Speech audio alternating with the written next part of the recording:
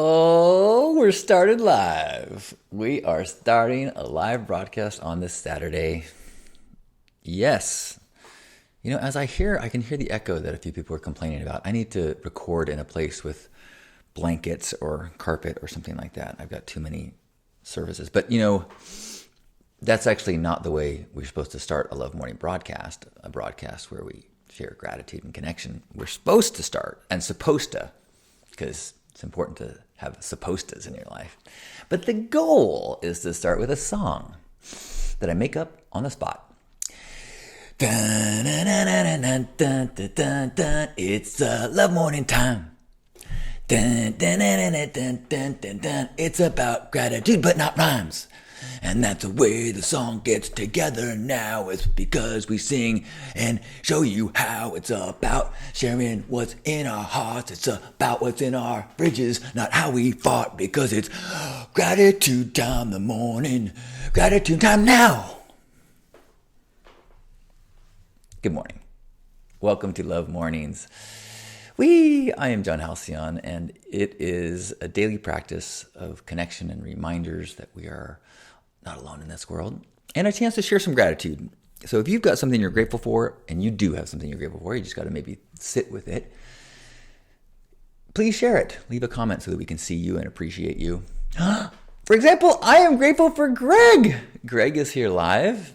Oh, I have been having fond thoughts of my time at Fresh Realm, and specifically the people that I knew in Fresh Realm. And if you remember, Greg, I just sang a song that I made up. Every Friday, I would make up a song at Fresh Realm. We would have gratitude meetings, and I would call the company together, like 20 or so people. And the way I would let people know it was time for a gratitude meeting is I would go, "Well, it's time for gratitude," and I would make up some song. Oh, I love you, Greg. What a treat to see you on this December holiday season. I'm also grateful for winter nights. Last night I went to San Diego, has a thing called Winter Nights on, I think, the first weekend of December. And the Balboa Park, which is an incredible park, it's filled with people and music and stages and food. And it's really a madhouse, actually. Like, I was thinking I was going to go tonight and last night, and I went last night, and I was just like, oh my God, there's so many people. And the lines for all the food is so long. I ended up going home so I could eat. And then, you got to walk. I mean, it's cool. And it's cool just one thing, it was great. It was the first time that I'd kind of been in a mass crowd where some people had masks, but most people were just being in public, and it was okay. And it felt so cool to be amongst tons of San Diegans who were having fun and with their families and things. So that was great. Although I found that people were not as friendly as I hoped. Like, I was in the bathroom line, and I'm like, isn't this great? We're all out in the city again. And silence from the line of people waiting to go to the bathroom. I guess men waiting to go to the bathroom are a little insecure about their potential about to expose their penises to other men. I don't know. And maybe it could have been because I was dressed in a sequined and pink fur coat, and I had pink hair, and I was me, and some people, that's enough for people not to want to be in the next urinal, I guess. Oh well. Good morning, Donovan. Good morning. And good morning, Michelle. Good to see you. Happy Saturday. Good morning, Izzy. Izzy is grateful for me and for creating a video with AI-generated images of Izzy while I recited her I am statements. It's magic. So that's actually something I'm working on, and I'll tell you more about this project. I had the idea. I've been really enjoying my AI portraits and this gazing at this idealized version of myself. And I've been giving a lot of thought to this. People are like, it's unhealthy and it's wrong. And, and I'm like, I remember as a kid going to the mall and buying posters of idealized women or people, movie stars. They're all airbrushed. And we spent our lives looking at airbrushed, idealized, gorgeous people. That's fake. Why not look at our own idealized airbrushed version of ourselves and have that in our mind as this inspiring vision? And I think it's awesome. I think it's like a vision board of being able to see your superhero self in your mind's eye. I think it's incredible. So one of the things that I do for my coaching clients is we work on our I am statements to define who we are at our best. And then I sometimes, sometimes we'll make a recording of with beautiful music in the background, inspiring music saying their I am statements. I am this, I am that, I am that. And so I give them an MP3 to listen to in the morning. And so I took that MP3 and then I put it over a slideshow of Izzy's powerful, idealized AI pictures of her like as a warrior and as a DJ, as a mystic, all these cool pictures. So it's a slideshow as my voice says all her affirmations. And so I think it's going to be something that I'm going to start creating. So don't tell anyone this idea. But I made my first prototype was for Izzy, and it sounds like she liked it. So I told her not to share it yet. So you gotta shh. But reach out to me if you would like me to make you one. I will charge for it because it is labor intensive. And it's not something that, yeah. But feel free to reach out to me. Susan is here. Good morning. I'm going to see you soon. Yes, Susan at Third Avenue Charitable Organization, an amazing group. You know, do you have a second, Susan? I want to mention something, and someone asked me to talk to you about it. But I'm going to see you soon. If you are in San Diego and want to join us for First Saturdays, we are going to be connecting with local residents of our city who could use a little bit of help. And we're going to be giving food. We got a feast prepared today and donated clothes and care packs. Somebody brought by like these incredible care packs, like 20 care packs that are just like packed with good stuff. They're probably $20 worth of stuff in each one. So I'm going to bring those down, as well as about a bunch of people have been dropping off clothes. Okay, but I'm going to show and tell. Oh, actually, I just realized, I guess I can probably, it's not, okay. This is a product this guy is making, and he wants to maybe donate some to the homeless. It is a copper lined like plastic bag. And because it has copper in it, things do not oxidize. So you can put perishable food in, like bread, and then as long as it has got a chip clip on the top of it, it will stay for like weeks. And it's all this science, you know. Plastic, like you don't even have to, it's not the air inside, it's the chemical shift that happens with molecules. And because of the copper, anyway, he was wondering if it would be something that people who are on the streets could use to keep the food items from spoiling or getting stale. And I don't know if that's true or not, but he wants to donate bags. As you know, he does a lot of his business is like the cannabis industry, because things that would get dry and stuff will last for weeks. So if you've got a cannabis crop, for example, so then they fold down. Anyway, it's fascinating technology, and he was wondering if it would be something that would be beneficial. So I can bring one to show you. I'll bring a pound of cannabis in one of these bags. Yeah, it's a really cool idea. Cool. Well, I will see you soon, Susan. And if you would like to join us for First Saturdays, we're meeting at noon downtown at Third Avenue Charitable Organization. Natasha's here. Good morning. Grateful to be home decorating for the holidays with a beautiful backdrop of snow. Faith is here. Grateful for a mobility scooter and sending love from Key West. Yeah, we're going to have a nice feast today at First Saturdays. I'm looking forward to some new logistics and some cheer, holiday cheer. Ooh, and Natasha's got her new shirt coming in the mail. Yay. What else am I grateful for? I am grateful that I got a bunch of Christmas gifts in the mail. I've been in the zone lately. I've been having some of these crazy conversations online about AI art. If you see me posting, I've gotten really into this AI art. And a few people are really upset about it. And I initially, my first post with a picture of AR, I said, I find these beautiful but unsettling. And over the course of these conversations, I've let go. And now I am surrendered to this is the new reality. And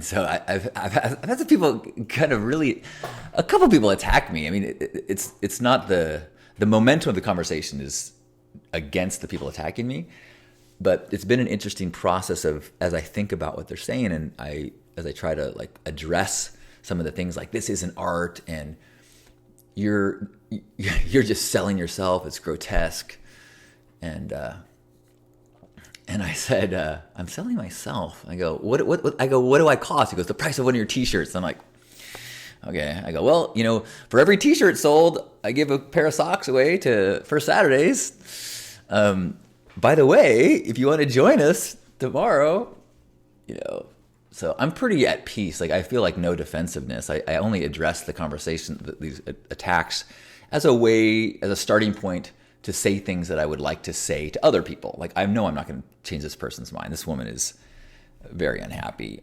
And I almost want to say, like, I can see how unhappy you are. Would you like to be happier? Because I feel like I could help you if you want to be happier.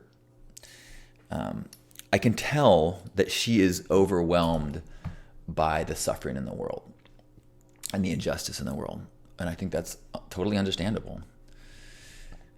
And then I looked at her feed and stuff, and it speaks to something that I have been thinking a lot about lately, which is that this internet that was delivered us so much amazing things, it's connecting us right now. It also gives us access to awareness of everything that's happening in the world at all times. And we are not wired to process that. We do not have the means to be compassionate towards all the suffering in the world at all times. And it feels like we should. I mean, how could we be aware of suffering? How could we be aware of injustice and not feel it? What kind of a horrible person just puts their head in the sand and ignores another person's suffering? A human being that is not wired, we can't do it. So we have to discipline ourselves to not close ourselves to everything, but not open ourselves to everything.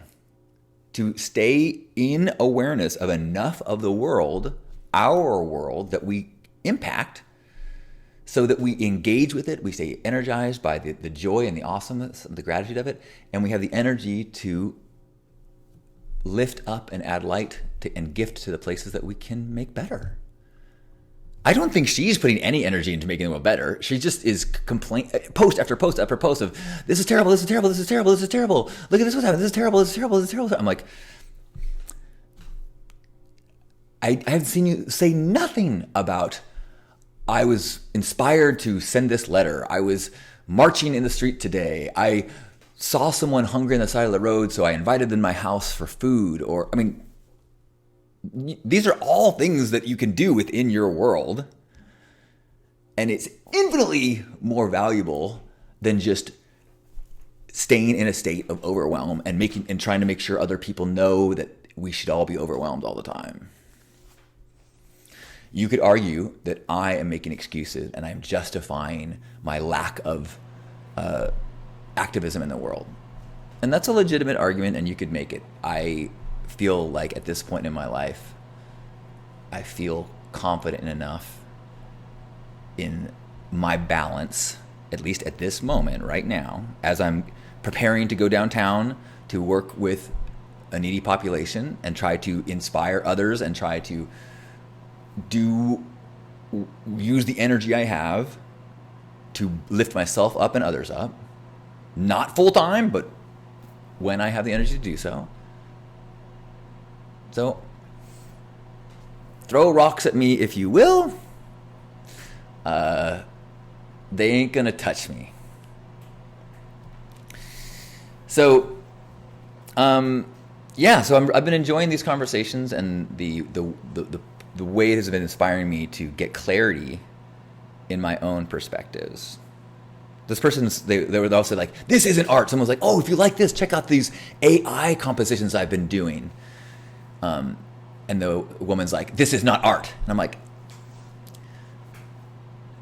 and it goes, this takes away from the people who are legitimate artists. And I'm like, legitimate artists? Like, we're all artists. We just differ in our mediums and the degree to which we surrender to our muse. Once you start saying this is art, that's not art. I mean, that's so contrary to everything that Burning Man has taught me. And through that awareness that we're all artists, and the more that we can surrender to inspiration in everything we do, the more we are in alignment with our artistic selves and more in alignment with the divine. So, it is blasphemy to judge others. Beyond that, if it's authentic, it's all good. Welcome to my TED Talk.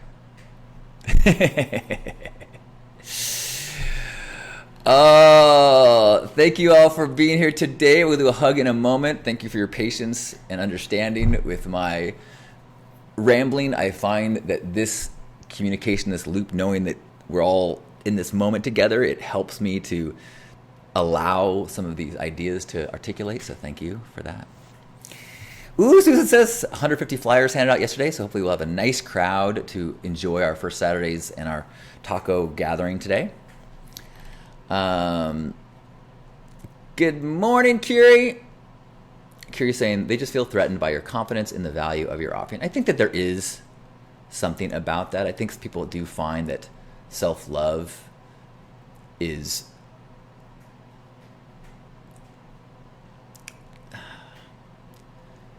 triggering to people that are in pain.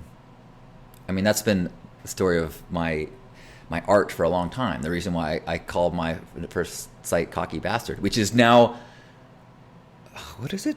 When is it? 20 years ago that I did that? I started? I just posted, I think it's 22 years ago, 21 years ago that I launched that. And even then, part of my art was confronting people and knowing that if I say I love myself, people are going to go, you fucking cocky bastard. Good morning, Faith. Good morning, Pierre. Yeah, throwing out love bombs. Good morning, Eric. Eric saying it's an internet echo chamber. Some get stuck, like standing mesmerized in front of one of those infinity mirrors. Yeah. Mingle saying, I have gratitude that rocks ain't gonna touch me. Yes, thank you. Good morning, Mingle. I love you. Young, good morning. Good morning, Christina.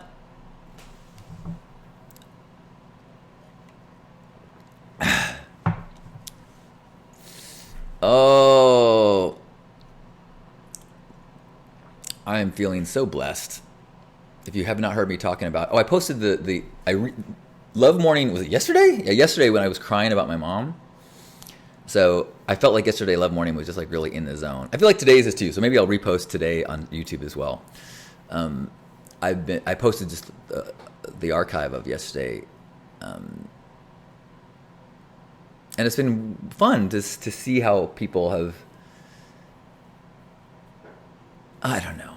I mean, it was so joyful for me to share my mom, and it's been even so joyful to think about sharing with my mom. And Mingle sent me those photos, the screenshots of me having gratitude and hugging mom, and just returning to that feeling brought me to tears yesterday. And I'm just feeling so blessed this week.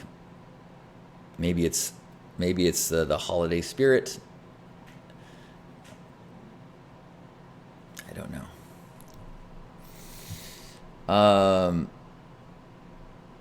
Yeah, this gave a flyer to the woman bullying me online. Wonderful. Good. As long as she and I can stay connected, that's all I really want. Oh. Mingle saying art and bringing beauty into the world is rebellion to the pain of injustice. Ooh, I love that. Hi, Shelly Joe. Good morning. Love you. Have a great connecting day.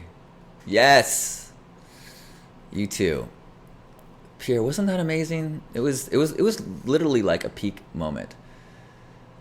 I often talk about when my mom came to Burning Man. She helped me. She led the pink ride with me, and that was one of the highlights of my life. But sharing gratitude was in that same realm of my mom getting to see me in my truth, I guess. And hearing other people, seeing the way I connect to other people. Because in the default world, I think a mom can sometimes worry that a weirdo is going to be hurt by the world, you know? And so to see this weirdo connect with fellow weirdos and this love that is generated amongst us, I think it's just really beautiful. Speaking of weirdos, last night at Winter Nights with these crowd of people, I had a few just beautiful connections. Not as many as I would have thought, considering I was wearing such a flamboyant outfit. But whenever anyone would go, nice coat, I would be like, hey, can I give you a sticker? And I would give them a be present, have integrity, align with love sticker. And then there was a couple people I gave stickers to that didn't ask. They just walked by, and I just had a feeling. Like there was I kind of caught eyes with this probably 13-year-old girl. She had half bleached hair. She looked, like a junior high weird kid. And we kind of caught eyes. And I was like, I'm gonna say something to her. So I walk around, I kind of catch up to her. I said, excuse me. And she's with her parents. And I go, I apologize for stopping you. I just wanted to say, you look like a weird person. And as a fellow weirdo, I just wanted to say, it's so awesome. So hang in there. And could I give you a sticker? And then I gave her and her mom stickers. And she was smiling and kind of, so I feel like I would have loved to hear that from someone who was weird and cool, which that's my self-identity, is weird and cool. So yeah, that was one of my cool moments from last night, was getting to non-consensually talk to a stranger. But luckily I did not. Once I read the room, and if they were repelled by me, I would not have pursued it.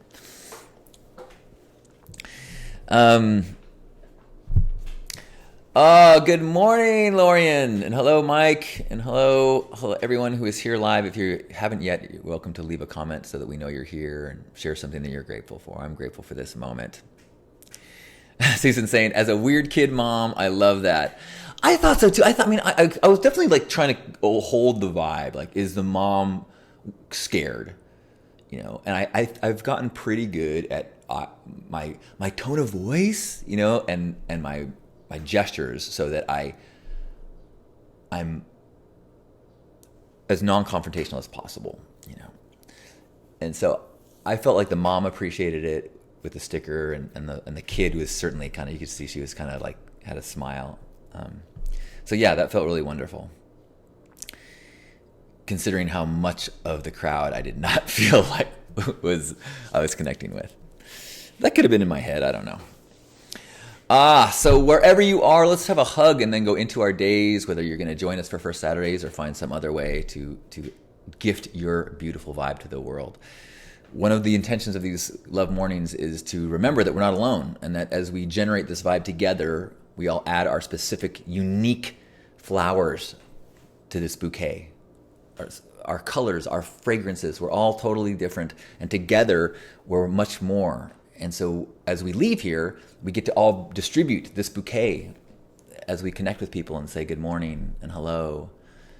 And those shoes look great on you. So wherever you are in this moment, give yourself a big hug and feel yourself being held by all the people here and all the people that have ever been a part of this Hug Nation vibe and that continue to be a part of Hug Nation. And feel me holding you and you holding all of us. as we sink into this awareness of our connection, far deeper than our personalities or our thoughts even, this shared humanity. And we take a deep breath in and squeeze and hold it and release. On behalf of Grandpa Caleb and all of you beautiful ambassadors of love, thank you for being here for this love morning. I love you.